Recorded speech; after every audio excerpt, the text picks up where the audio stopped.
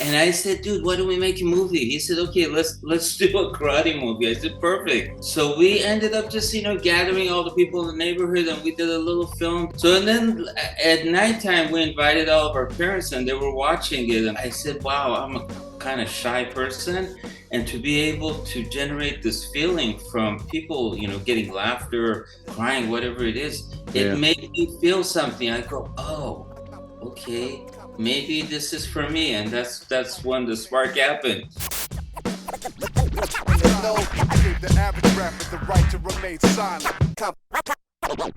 Competition. Welcome back to FURYCAST. I'm very excited about today's show. I have a filmmaker who's done some things I always wanted to do, but he beat me to the punch. Please welcome on FURYCAST, Mr. Kayvon Derak Shanian. How you doing, sir? Thank you. Thanks, Derrick. I'm doing pretty good. How are you? I'm doing quite well. Could you take 2 minutes and tell the people who you are and what you do?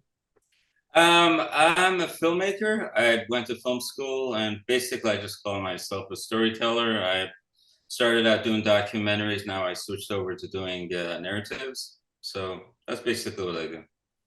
And do you train the martial arts at all? I know a lot of your films have martial arts. I did. I actually started out when I was 9. It's a pretty long story. My dad got me started in martial arts, and he took my brother and I to Shotokan that was in the YMCA. But I didn't know that it was associated to Mr. Fumi. I don't know if you know who Fumi is. Yeah. He's the one who did all the stunts for Pat Morita. So yeah, I started going there, and I kind of took a liking to it, and I continued for about 25 years. And then I switched over to doing like kickboxing, taekwondo, and I like a mixed martial arts kind of thing. But my brother hated it. Like after a week, he quit. He said, "What the hell is this?" But anyways, yeah, I still do it to this day. I have a punching bag in my backyard. I teach my daughter how to defend herself. Like I put her in like headlocks and stuff and see if she can. But I think I've done it so much that she's become paranoid. Like, every time she goes out, she like looks underneath her car, like who's gonna attack me or who's coming from here. I said it's good just to be aware of your surroundings. That's what martial art is, just to be aware of, like, if someone were to come at you, what would you do? Like for example, we were sitting and having lunch at this restaurant, and then this guy comes in with with a big machete on his side. So I mean, I'm like aware of like everything that's going on. So he comes and sits right next to me, and I'm thinking, okay, I planted in my head. I said, okay, if he would attack me with a machete, what would I do? So I look around and I see, okay, I have a silver tray here. I can use a silver tray. And I explained to my daughter, I said, if this happens, this is what we're going to do, but very lightly so the guy can't hear it. But, unfortunately, nothing happened. But it's just, it's good to know your surroundings just in case, especially these days. You don't know what the hell's going to happen. Well, yeah, I teach martial arts out here in Houston. And I have a school. I have an MMA school, Axiom Jiu-Jitsu and MMA. Hey, if you're ever in Houston, come train with us a little bit. Oh, absolutely. I was actually in Houston last year. We were doing a documentary. I can't say what it was about, but yeah, we were in Houston, and I didn't. If I knew you back then, I would have. Darn. Next time. Yeah, anytime. And if you're doing anything filmmaking, hey, I always want to be a part. Oh, thank you. So, take me back. There's 2 separate journeys here that ultimately converge. Much like my life. I guess we'll start with the martial arts. How did that get started? You touched on a little bit, but go ahead and expand on that. Can we? It's easier to go with the childhood and kind of start at the beginning. It kind of blends it together. So I'm actually from Iran. I was born in Iran, and we came here in 1977.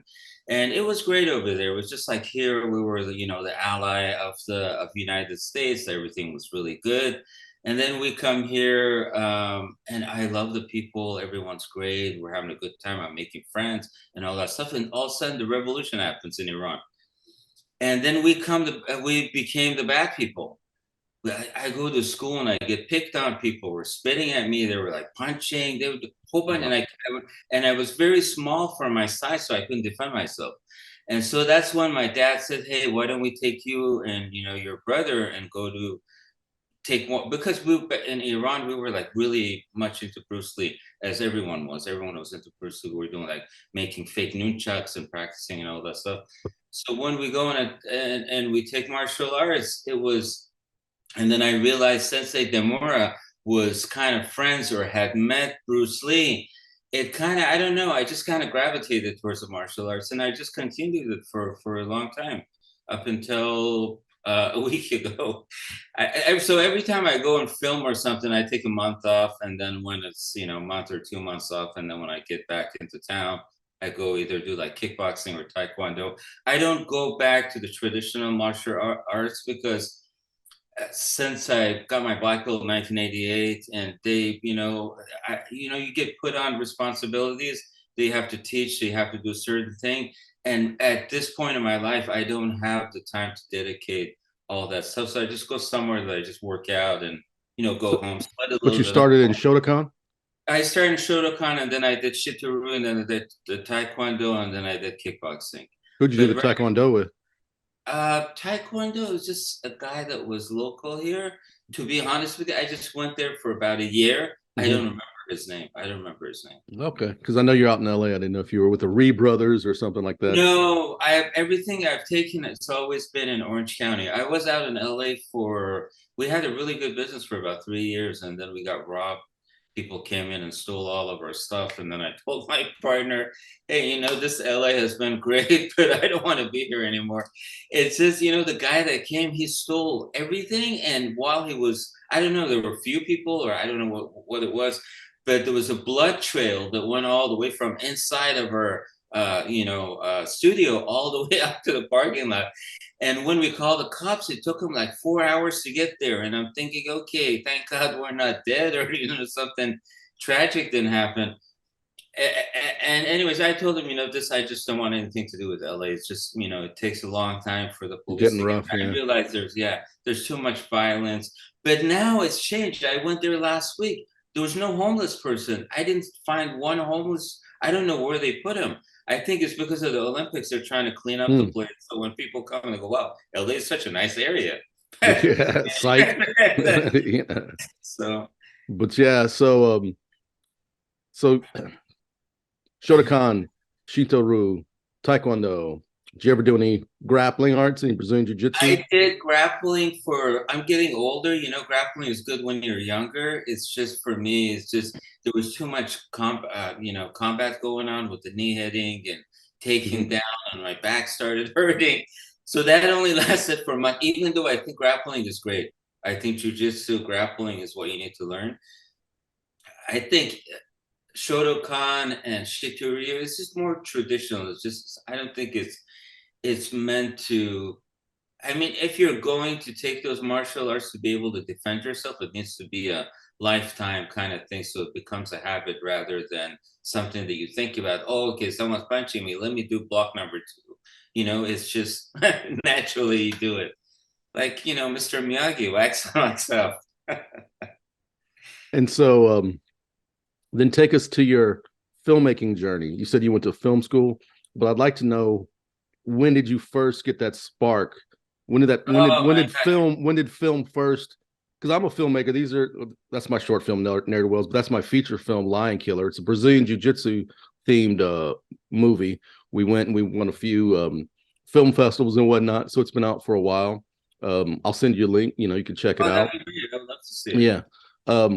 But film called to me very early. And of course, I didn't pursue it till later.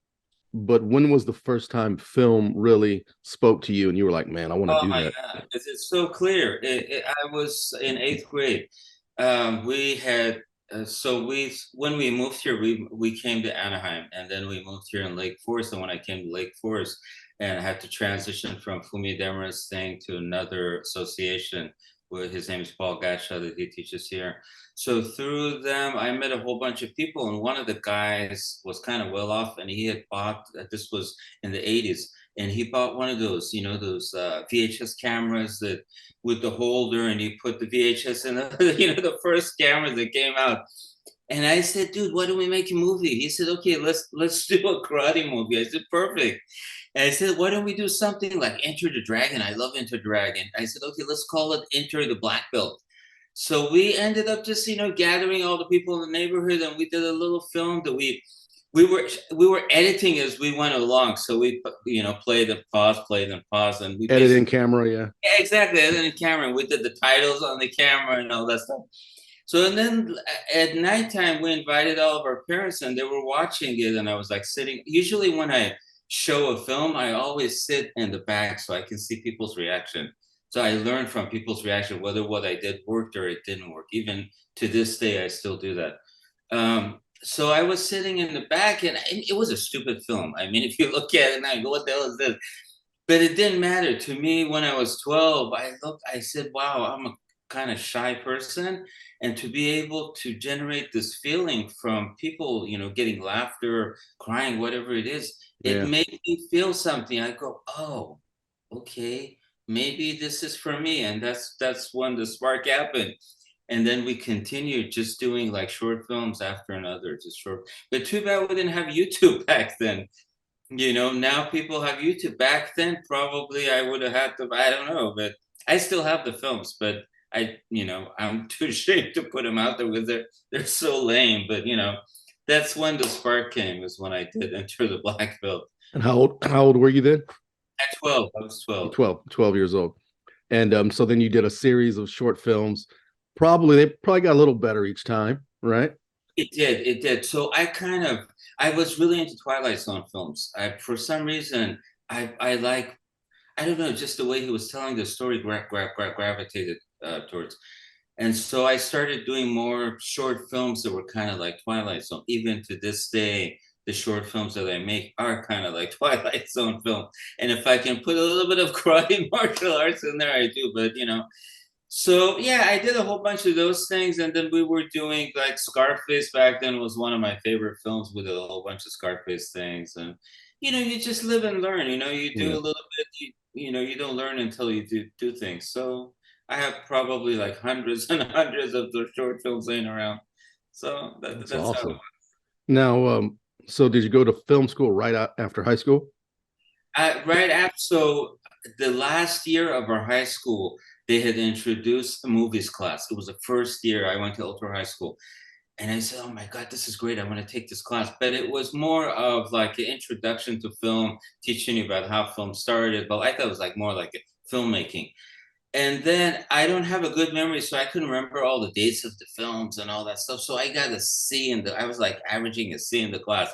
And I went to the instructor and I told him, hey, what if I were to do a short film for extra credit? And we show the film, and then if you like it, maybe you can bring my grade up to A or something. He said, sure. No one has ever done that. Let's do it. So we went, and with my friends, we actually did a film. It was 10 minutes long, and I made a little trailer in the very beginning. The trailer was like a sequel to Rocky, because Rocky 2 had come out, the one with Drago, Don Mhm. Drago. Yeah. So I went inside the theater and I recorded his sound with a microphone, because back then you didn't have YouTube, you didn't have all this stuff. So I recorded his sound and I made a little trailer of Rocky 2 before I showed my film. But everyone was cracking up, and the teacher said, oh my God, this is both. So I got my grade from the theater and A. So from that, when I graduated high school, I went to Columbia College up in Hollywood. So that's when I moved to Hollywood. It was I think it was 1988 or something, and I stayed there for a long time. But it was more of like a hands-on kind of thing. I wanted first to become a DP, and then I realized, DP is not what I want to do. I want to direct. So I switched over to directing. And then I did a whole bunch of films. I did like PA work, I did DP work, I did camera work, I did a whole bunch of things for like a period of 5 years. And then I got married and had a kid, and I said, "Oh, this is really not a good profession to have when you have Not kids." stable at all, is it? Yeah. So it was funny. Right after I had that thought, I had a friend that called. He said, Kayvon, I'm working for this photographer video guy up in Woodland Hills, and I just got fired, and he's looking for a person to do like weddings and stuff. I said, weddings? I don't really want to do weddings. But, so I called him up, and then he offered me the job over the phone. He said, "You're hired. Just come and sit down and edit." And then, so I switched over to weddings for, I would say, 6, 7 years, and I made a lot of money. It was really good. And then now that my kids are older, I was back in 2009, I think. Yeah, 2009. I said, you know what? I want to go back to what I love doing. And then I started doing martial arts documentaries, which I don't know if you know. There is, other than Warrior Within, I don't know if you've seen that documentary. There was no documentaries about karate. Hmm. So I started doing that. I did Empty Hand, the Real Karate Kids, about 5 kids that go to the compete for the. It was an okay documentary. It was a good introduction for me to get my feet wet again into documentaries and stuff like that. And I then didn't know you did that one. I've seen that one. Yeah, I didn't know you did that one. I'll send it to you. Oh, you Yeah, yeah. seen that No, I've one? seen it. Yeah, I've seen it. Yeah, yeah. Oh, I didn't know you I did that one. Yeah. I hope you didn't fall asleep, but yeah, I If it has to do with martial arts, if it's a whether it's narrative or documentary, I'm oh, gonna you watch watched it. it? I'm gonna Really? watch it. Yeah. But So no, yeah. at the tournament where when we were in Florida shooting that, my sensei Fumidemi that I hadn't seen for like 20, 30 years, he was there and he remembered my name. He said, "Oh, Kayvon, how are you? Blah, blah, blah. You want to go out for lunch?"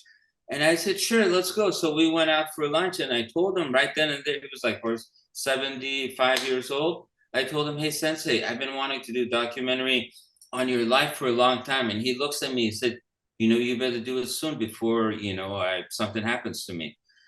And I said, okay. So I called my, business partner, Oscar Alvarez, and I said, okay, here's our next documentary. So while I was in Florida, I started shooting, and then that took about 3 years. We followed him and all that stuff.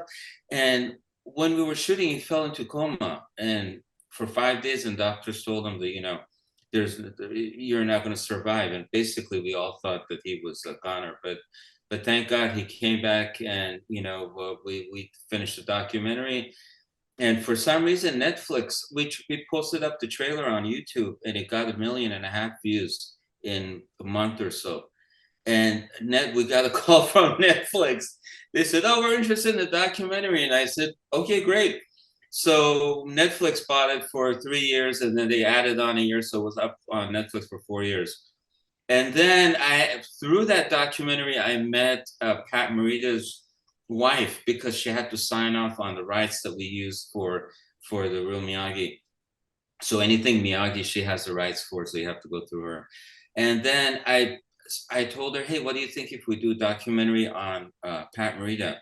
She said, "To be honest with you, I want to do a narrative film." I said, "Listen, I don't have $10 million to do a narrative film. Let's Yeah. start with a documentary, and if there's people like the documentary, maybe someone will come and approach you and want to do the narrative." She goes, "Okay." So we ended up doing that, and that one was a success. Instead of going to Netflix, I said, let's self-distribute, because there's already enough fans. So we went through this one company that I know, it's called Bitmax. We went through them, and they put it on all the platforms, and that was probably the most successful documentary I have ever done. And then through that, I got 3 other documentaries. That one of them I finished, 2 of them that I'm working on right now. So it's just like a cycle of it. One turns into something else, turns into something else. But thank God it's been good. Can you talk about any of the upcoming documentaries? Yeah, we one of them is about it's nothing related to martial arts, or it's about this Samaritan. Her name is Shura, that she goes to the border of Mexico and Arizona, and she helps migrants. Uh, legally, you cannot transport any migrants. So all you can do is leave water, leave food for someone, poor kids, poor families that are coming over. That's all she can do. So she was at this one convention that is run by David Damon. He has Farm Worker Justice. That's what it was. It was an award show, and I saw her up on the thing getting an award, and she started talking about it was very sad. She said, there's this one kid that was crossing the border, and he was coming over, and his arms were chopped off, and he was head in the head, and blood was coming down his face. And then I asked him, "What happened to you?" He said the cartel wanted me to carry drugs for them over the border, and I told them no. So that's why they chopped off my head to, teach me a lesson and show everyone that if you don't cross, bring drugs over, this is what's going to happen to you. So I'm kind of emotional person, so I started getting emotional, and then I look around and everybody else is getting emotional. And so I go hit her up. I said, has anyone done a documentary on your life? She goes, no, no one has. I said, would you mind if I do one on you? She's 85 years old, a white female that, I thought it was original. So we did with David Damien, we did the short version of it. Now they want to turn it into a feature, where last week I went for 10 days and we shot the rest of it, so we're going to turn it into a feature. So that's the next one. And then another one that I did was on Pepe Serna. I don't know if have you seen Scarface? Yeah, have I seen Scarface? I'm messing with it. Remember that scene where in the shower the guy is being hung and then they cut his arm off? So he's Pepe Serna, and he's done 300 films. So he was doing the guy hanging up, or the guy doing with the chainsaw? The guy that was hanging up, yeah, that ends up getting killed. Yeah. So he's done like 300 films, and he was working on a documentary for about 6 years about himself. And then Evelyn, Pat Morita's wife, said, I know someone that can get your documentary done and out there. So then he comes to me and I see the documentary and I give him some feedback and all that stuff. And long story short, I finished that thing up in like 3-4 months, and it's on Bitmax right now. It's called Pepe Serna, Life is Art. So everything that's in there I did not shoot. Is probably, I would say, 40% of it I shot. The rest was shot by the previous crew, and I think the producer unfortunately passed away, so I took over and finished it for him. And then now I've done a short film that's called Living in Fear, which is based on a friend that I had, that I'm going to turn that into a feature. So that's my next big thing, which is going to be narrative feature. Oh, stepping in the narrative, huh? Narrative. Well, I don't know if you've seen The Ultimate Game, that poster in the red that's back there, Ultimate Game with J.D. Rifkin, and I believe so. That was my first narrative film, but we had nothing. We only had like $20,000 budget, and we're shooting on film. I don't know if you know. Oh my Lord! On film, only 20. Exactly. It's just a film alone cost us about $15,000. Exactly. And we had 60 cast members in there. But 60? 60, yes. If you watch it, the film is completely lame because of different circumstances, because it took us too long to shoot. Just mind you, TJ Storm, J.D. Rifkin, the nicest people. Without them, I couldn't have finished this thing. But overall, the film is not put together right. We went through, but anyways, long story short, the film was done, and we got a distribution company to take it over, and they were able to sell it to Hollywood Videos and Blockbuster. I'm sure you remember when you went to Blockbuster, you had 60, 70, the whole shelf was full of one title, if you remember. Oh yeah. And they were selling it for like $79 for each title. So we were supposed to get like 25%.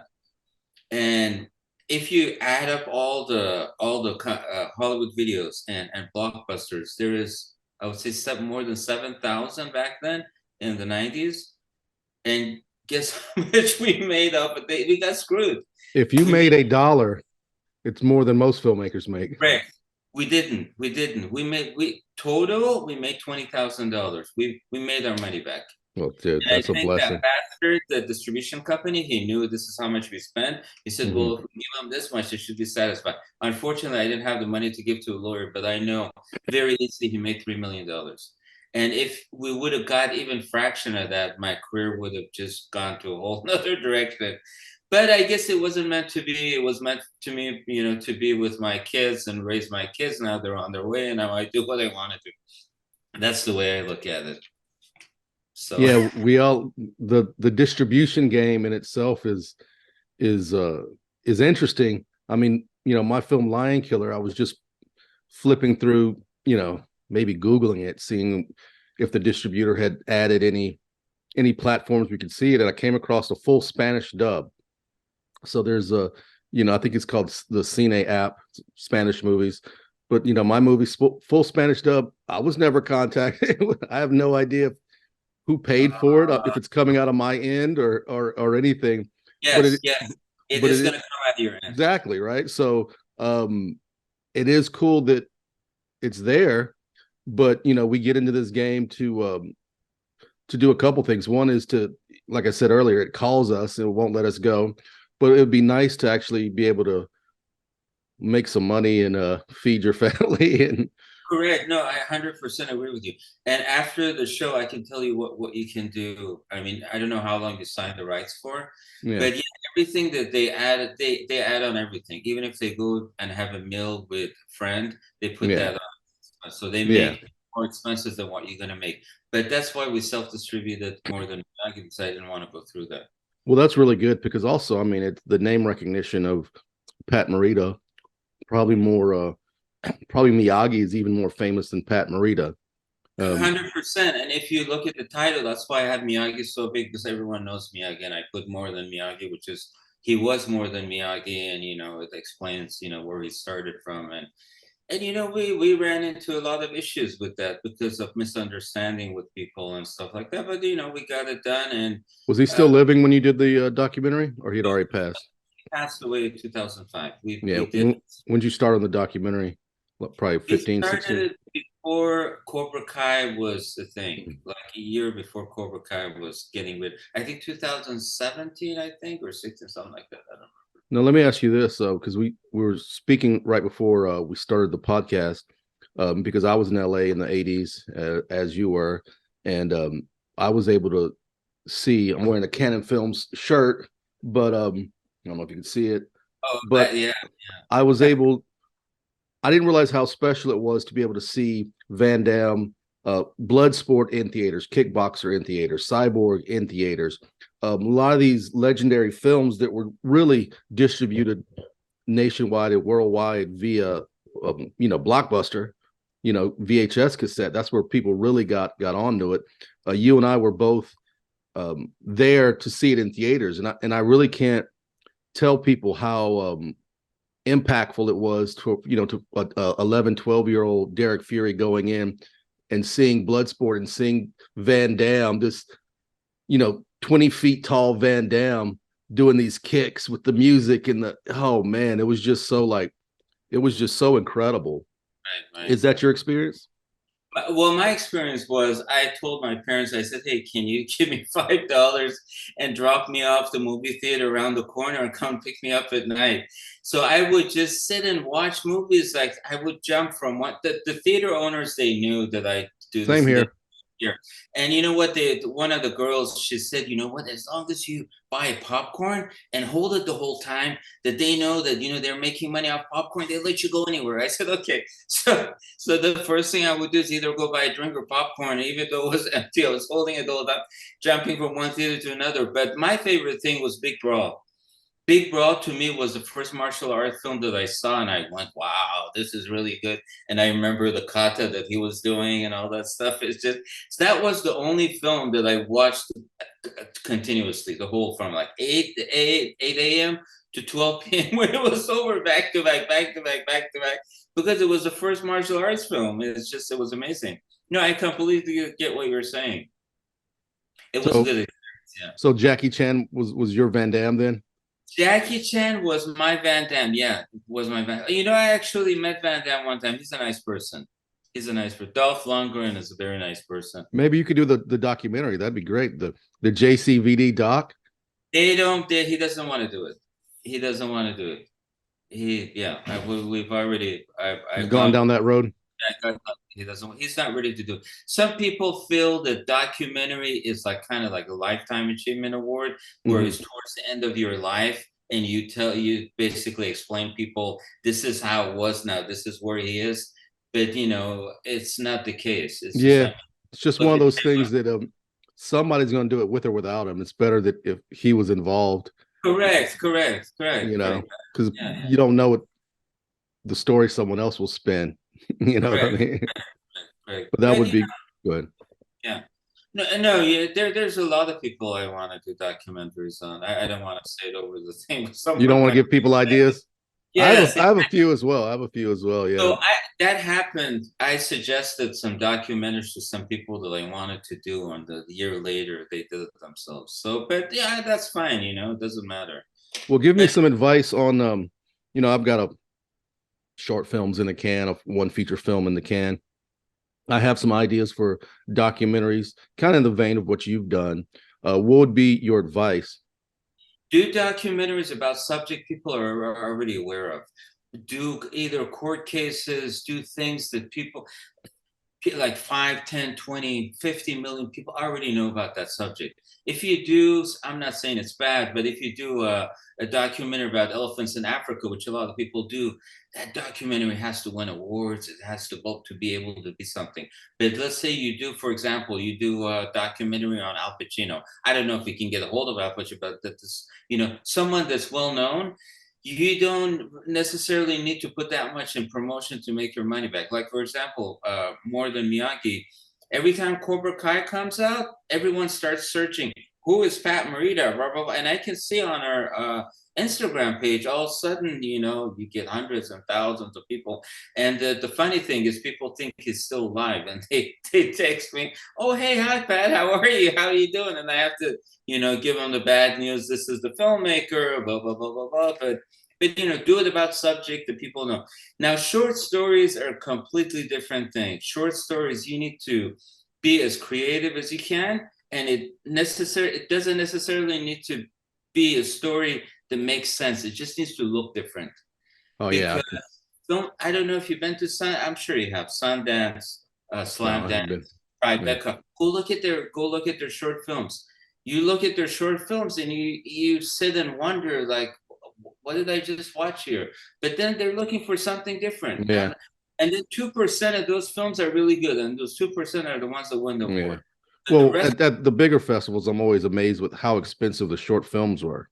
It's like I they could do a are. feature film on something the money they're doing short That's films that's on. because it's you. That's because you're a filmmaker. I Yeah. can do the same thing. Not a lot of people are capable of doing that. So, like, let's say you go to AFI. AFI, they only teach you how to direct. They only teach you how to do sound. They only Hmm. teach you how to right. When you come out, you gotta be dependent on the other people. And how do you do that unless they're your best friends or you have to pay them? So they realize, oh my God, either I have to raise $500,000 or I gotta go become a plumber. So, it's one of those things. Sometimes I think maybe I should become a plumber. I have No, those days. you're doing great. It's just you just have to keep pushing forward. You have to have a main source of income. Thank God that this documentary stuff has picked up for me, that I don't need to do that. But if it hadn't, I would have to get a second source, first source of income, and then make this as a hobby and just do it on the side. Yeah, So and there's a lot of filmmakers, a lot of talented filmmakers out there that are in that position. I guess the good thing about where the industry is now, back in the days, film school was very expensive. Just to get the knowledge to make a film was very expensive. And then the equipment was just, I remember when I first went to community college and they had an Avid board. This was 95, 96, and they had an Avid board. Um, can you imagine someone having an Avid board in their house? It was just, beyond. What's that? yeah, it was impossible. It was impossible. Yeah. But so today, with, DSLRs and, Adobe Premiere, you know, your cell phone. Exactly. I was just going to tell you a story. Go Like ahead. the short film that we were doing, the short film that we did. So we had a whole crew with us out in the desert, and it was really cold. I mean, really, really cold. So we went out, and then I said, okay, let's start shooting the mountains. Let's start shooting the deer running across. Let's shoot the cows. Blah blah blah. So by the time they got out and they started adjusting, and it was cloudy and it was sunny, it took a long time. And I said, okay, let's do this. Let's get the cameras ready. Keep them on. I don't care if the batteries run down. We do what we need to do. And then we saw some immigrants. We stopped and wanted to help them and all that stuff. The same thing happened. They were adjusting the thing, just the f-stop, the aperture, and all that. I said, okay, this is not going to work. Let's put our cameras away. We're going to do everything. We're going to shoot on cell phone. We all had the iPhone 13, Mhm. and it was 4K. I said, put it Yeah. on 4K, 24p. We're going to shoot everything on 24p. So the whole 90% of the documentary, I can send it to you. It's shot on a cell phone. And I show people that because we have to transfer to DCP, and people look at it, they don't believe me. They don't believe, and I cropped it purposely up on top and bottom to give it the Yeah. cinematic look. And Same then here. I put a filter on it. Even if you put it on portrait mode, it does the depth of field. That Mhm. like right now where I have the posters are, Yeah. and all that Blurred in stuff. the background. Yeah. Soft Yeah, focus in but the back. it does it better. And that there is no excuse for people. Back then, I mean, the cameras were expensive, the films were expensive.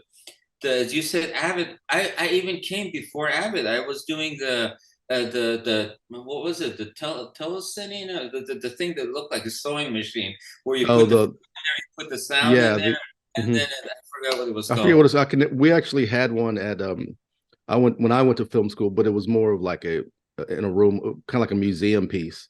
Right, but that's how I started. And then I would get pissed and I would put on the brakes because you could control it with your feet. And I would put on the brakes and I would hold on to the film and tear the whole thing. So if you tore the whole film, your film was gone. But now here you have it on a hard drive, you duplicate it and all that stuff. And people don't, I think every filmmaker needs to go through that. And another thing for like filmmakers, what back then we didn't have Facebook, we didn't have Instagram, so you can keep in touch with the friends that you graduated with. So these days, I would say 2% of every college students become successful when they take film. I judge that Yeah, just off of our school. yeah. I would say 2% might be in the industry in some Correct. fashion, and but successful within that 2%. There's people barely Yes, yes. making it, and there's people killing it. Hundred Yeah, percent, 100%. So my advice is to filmmakers: become everyone's friend. Do every project with them. Do whatever. Make them your best friend because the chances of someone succeeding in your class, one person will succeed, and that happened to me. Actually, two people succeeded. But now, if I call them up and say, "Hey, David, blah blah blah," do you remember me? He said, "What the fuck do you want now? You didn't call me back." It's like, so. that's interesting because that's advice I give to people. Like, go on set and be nice to everyone, be friends Yes, with everyone. yes. Um, because I have had um experiences with people that even after you wrapped, they kind of flipped the script on you. They sent you rude messages and just kind of weird. But I tell people, just Be nice. yeah, the thing I think I was mentioning in the last podcast was my the female lead of Lion Killer, my feature film, she went from Lion Killer, didn't really have when I first met her, she didn't have a huge resume, right? I just had a good feeling about her, and I could see she had talent, but she also had a great personality. And one thing about when you're making Lion Killer was a low budget indie, you got to have somebody committed who's gonna, who's Well, not. everyone needs to be committed. Yeah, yeah, because I mean, you get halfway through and then they, oh, I got a job or I'm moving. Me and my boyfriend are moving. It would, I have that too. I have that too. Yeah. yeah, you hear all these horror stories, but um, she's the kind of person that she walks in a room and everyone's excited to see her. So since then, she's gone on, and I have to believe that this is a huge part of why she's been successful. She's gone on, she's had roles in some small roles in some major films. She did a season of Queen of the South. She just did a season of Stranger Things, reoccurring on Stranger Things. But it has to be in large part because of her talent, but also her ability to be likable, and people want her on set. Great, great. And another thing is, if you want someone and they're not excited about being part of your Don't film, don't do do it. not try to convince them at all. No, yeah. If you Move do on. convince them, they'll sabotage your film. Yep. Yeah, Exactly. In a thousand different ways they could sabotage it. yeah. Yeah, I agree wholeheartedly. If someone's not on board, but this is the thing. I mean, I live in Houston. I talk to filmmakers that are in, you know, Newport News, Virginia, or wherever, Carlsbad, New Mexico. Um, find people that are like-minded, get together and create something. And if it isn't great, create the next thing. Keep working Correct, at it. correct. Well, another thing I suggest is just do short films only. Don't spend money doing features unless you have the money and someone's willing to give you the money, and then use that money to get a name actor. Mm-hmm. Name actor is what's going to set you apart. And I'm not talking about someone that you say, oh yeah, this girl was in such and such. When you tell that person the name, they know who it is. Yeah. Now I will guarantee you, like if like your film, your feature film, if you had a name in there, it would have sold like this. Yeah, that's the I guess that's the big hurdle for independent filmmakers, because money is what's going to provide that. I'll tell you another thing. Make a character. I'm not saying that you have to do this or not to do. Make a character that's in the beginning and at the end and in the middle. Use them for 2 days. Shoot them in one day. 2 days? What are you talking about? You got money for 2 days? I'll shoot them in one day. Okay, if you can afford it, whatever. We'll do it one day. You'd be surprised how many people will do it for nothing. Yeah. So $20,000 spent, but you will get that money back. But it has to be someone familiar. I call that the Eric Roberts method. Eric Roberts he submits to like every role. Like every time you put it on that Actors Access, I don't know if it's the agent or something, he submits, but then he starts negotiating. But no, I'm not talking about Eric Roberts. Just use somebody else, because there is, if the best thing is go to AFM, American Film Market. Now it's going to be in Vegas this year. Just talk to the distribution companies, like, what's in, what actors are in, what's out. And they tell you who's like, saturated and who's not, and who sells internationally and who doesn't, and what kind of films and all that, just as educational purpose. I ran a festival here in Irvine for 12 years. And through that festival, I met a lot of people who won Oscars or been nominated for an Oscar. And I keep in touch with them. And I said, so how's it going? And so, are you able to blah, blah, blah?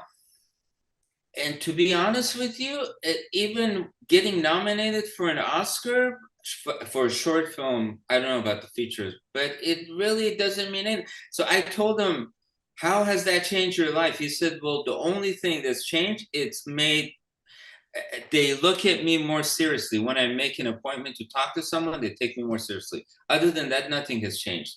So I know a Still a guy. hustle. Yeah, Still just a hustle. I know a guy that 8 years ago he made a film that won and got nominated, and then just recently he made another film. Very nice guy, and I'm happy for him that he's able to, now he's winning awards again. But that's been 8 years. He's done nothing. So because this is if anybody's listening out there and this is the ugly truth of being a filmmaker in today's landscape. It's not for the faint of heart. So kind of back to my original statement, if it's not really calling to you and it's this thing that you can't get rid of, being that plumber might be the better idea. Yes. A plumber, we called a plumber. He came. There was something very simple. He charged us $300, and it took him 15 minutes. And I'm saying, okay, he probably has like 5 more clients like this. That's how many filmmakers I know, their feature film didn't make $300, and they spent 5-6 years trying to working on that thing. See, me being in the festival, realizing how many submissions that you get and how many of them are not even worth putting out there, makes you realize, okay, what am I doing? Like, do people out there, do they know that? Of course, Sundance gets 15,000 submissions. Out of the 15,000, majority of them, I would say about 7,500 are short films, and the rest is feature films. And there are a lot of great feature films, even through our festival. I saw a lot of great films, a lot with real names, like famous people. And it didn't get anywhere. It didn't go anywhere. And I know for a fact they spent anywhere from $1 million to $3 million. So people have to realize that it's just, this is what I suggest. If you want to do a feature film, if the money is not coming from a distribution company, if you're not able to raise the money through legitimate sources that are going to give you distribution, don't do it. It's a waste of time. Don't do it. I mean, you're going to waste 3 years, 4 years, 5 years of your life For what? For nothing. If you want to showcase what you're capable of doing, do a short film. And your short film, make sure it's under 15 minutes or 10 minutes lower is better. Because now if you go to For film festival, programming. Yeah. yeah, even Cannes, they changed it this year. I was going to submit something I did. It was 26 minutes. It Yeah. It's said, too hard to no longer program. take 15 minutes. Yeah, we're no longer take 15 minutes. Because it's Mm. gruesome to sit and watch so many junk films that you got to sit and just, no, and I completely understand that. So do something that's 3 minutes. Trust me, if you take your camera right now and, we got a film that it was about a grocery bag that was in New York and was just flying in the wind. And it just flew in the wind, flew in the wind, flew in the wind, and then it fell down. And I watched that for 5 minutes and I'm thinking, okay, what would make someone does that have a beginning, a middle, and an end? Does that tell me a story? Does that move me? Does that? And then I saw another one. So and the other one was about a guy in making kebabs. Like he just was twirling the kebabs back and forth, back and forth, back and forth for 5 minutes. That was the film. And you get a lot of that kind of stuff. It's just I don't know where people's minds at. But what I suggest, if you're capable of telling a story, make sure it has a beginning, middle, and an end, and you do it in a just short film. Do it in a way that it hasn't been seen before. Do it through I don't know whatever. Do it through make it look like something someone has not seen. And Make it I'll tell you, interesting. it doesn't even need to be. You don't even need to tell a story. It's just majority of the stuff that I'm seeing is basically voiceover and shots of things in a way that shots haven't been taken that I haven't Yeah. seen. I And think those the are first rule is don't be boring. Whatever you do, don't be boring. don't Yeah. be boring. But okay, but if you take that concept of the short films, these people that are winning awards, that are being accepted in these high film festivals. You take that short concept of something that's shot in a way that you haven't seen before, but yet has no story. You turn that into a feature. Who the heck is going to watch that? Yeah. There's no more art house theaters like there were in the 90s where people would just pile in and watch something avant-garde. You know what I mean? But this thing that I did is about a 15-year-old, and I made it a little bit more recent, which is after the 9/11 and all the hatred that he gets. It Mhm. happened. You turn on I have footage.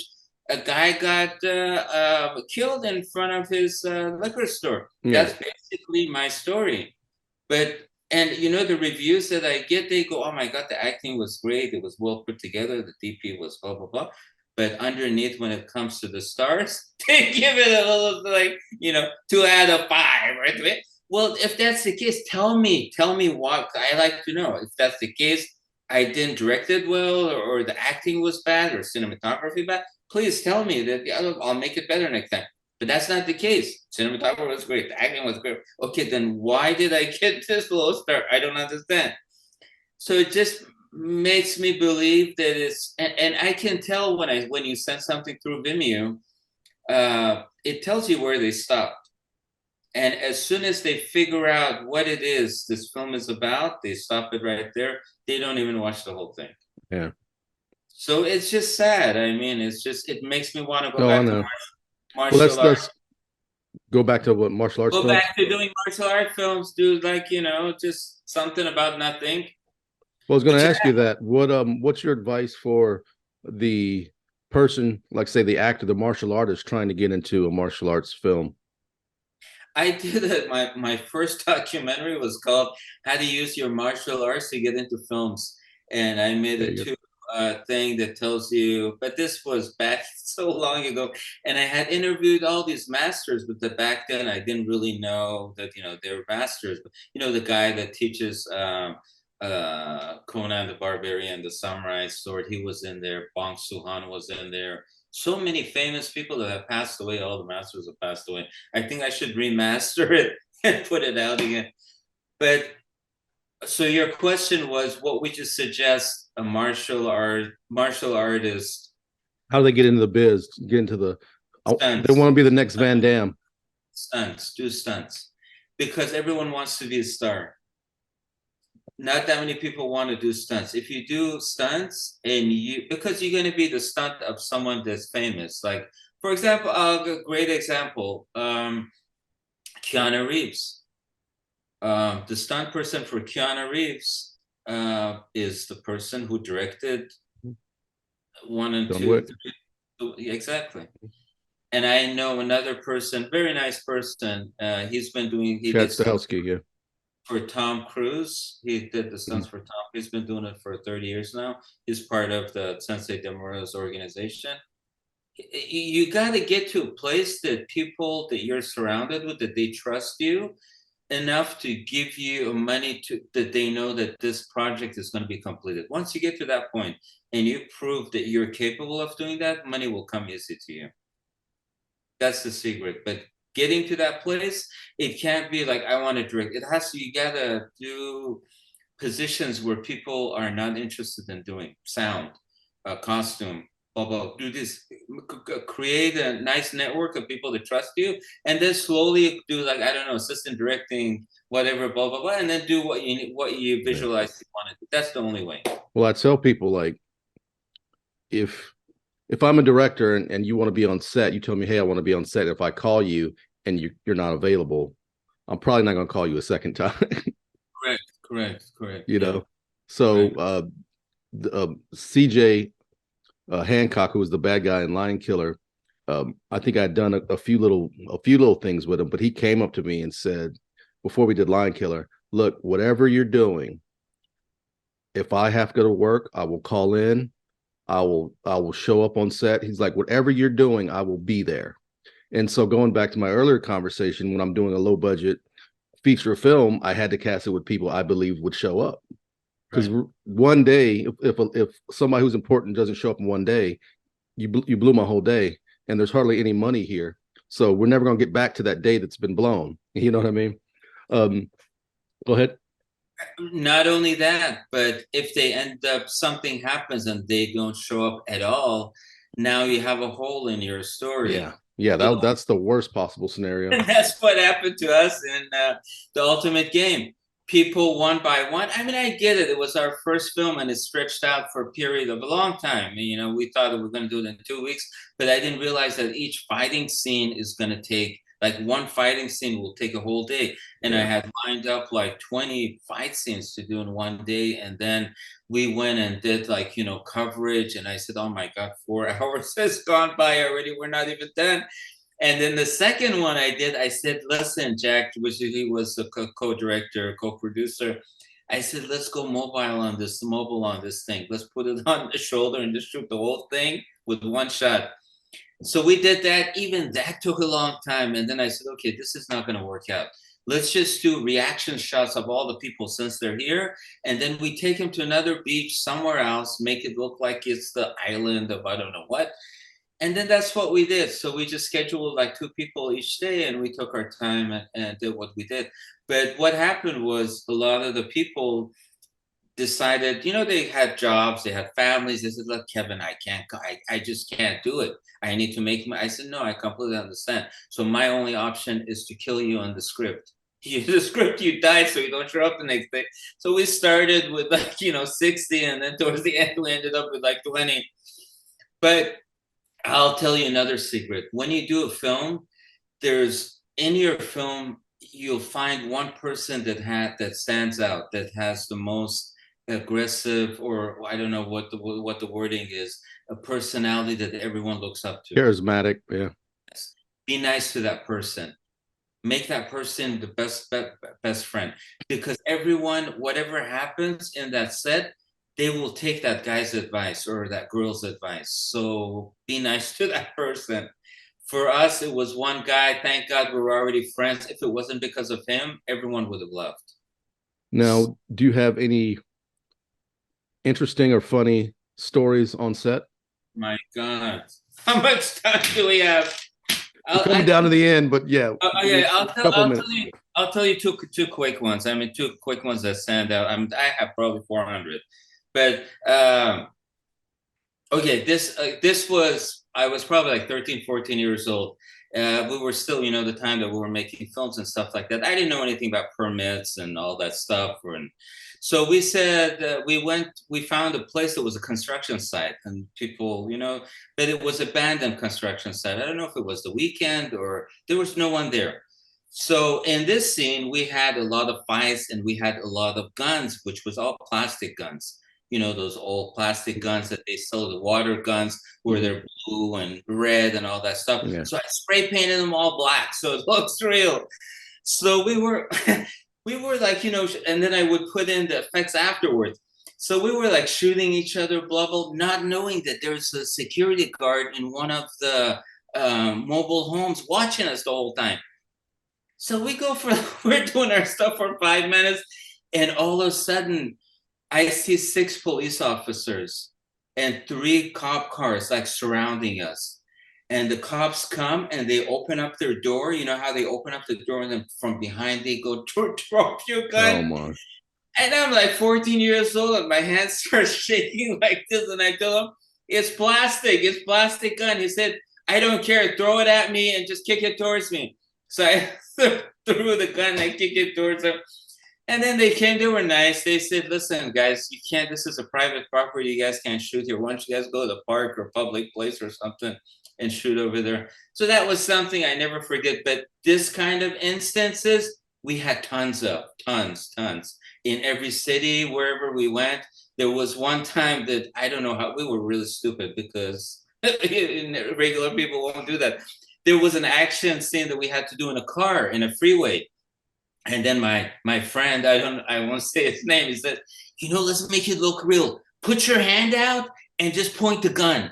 Point the gun at, I said, outside the window while there's other people going on. He said, yeah, it's gonna look really good. I said, okay. And then the other car that was right next to me, the same thing. So we had our guns drawn out and we were just kind of going, thank God. There was no one said anything. There was no iPhones. No one recorded anything, and it was over. That was a little frightening. But the one that I have on video, it was the film that it was called The Trap, and we had a chase scene, and it was up in Big Bear. I'm sure you've gone to Big Bear, of Big Bear, where one side is the cliff. If you fall, your car goes to the cliff, you're dead. And then the other side, they have the rest stops where there's like dirt and stuff like that once every like half a mile or something like that. So this scene involved the guy had stolen some money and he's running away from the people who are coming after him, or he thinks they're coming after him. And there's guns going up. This time we got a permit. So the police knew that we were shooting. And then the police saw us, they passed by, they waved and all that stuff. So everything was cool. So the guy who was driving, he was a professional car driver. And so we were driving and I was on the passenger side with the camera facing him, recording him. And he had fake blood coming down his face and all that because of the injury that happened to him before he got into the car. And then the assistant was in the back and while we were filming, the assistant, we got a call, she had it on and it said, time to take a break, the lunch is ready.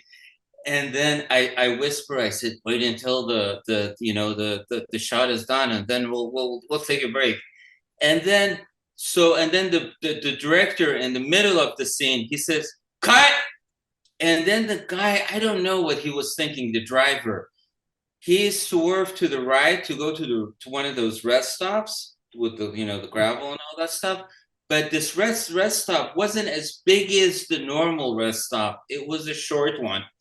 Hardly like one car could fit in. So he was going pretty fast in a narrow road. He turned and we went straight into the street.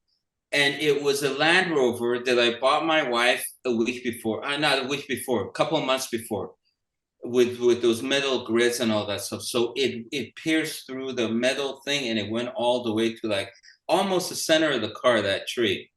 And then my camera, I had the back of the camera sticking out and the viewfinder hits the side of the window and it flies out the viewfinder. And then he parks the car, and the guy says, "Well, such a nice guy. I love him. He's such a nice guy."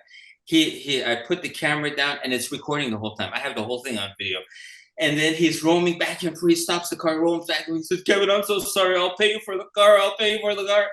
I said, "It's okay. I have insurance, so hopefully I can get money from the insurance." So 20 minutes later, I called the insurance company. I said, "I was in an accident. I hit the tree and my car was totaled." He said, "What's your number?" So I give him my number and my name, and he puts it into the computer and says, "Sir, you've missed 2 payments already on your insurance."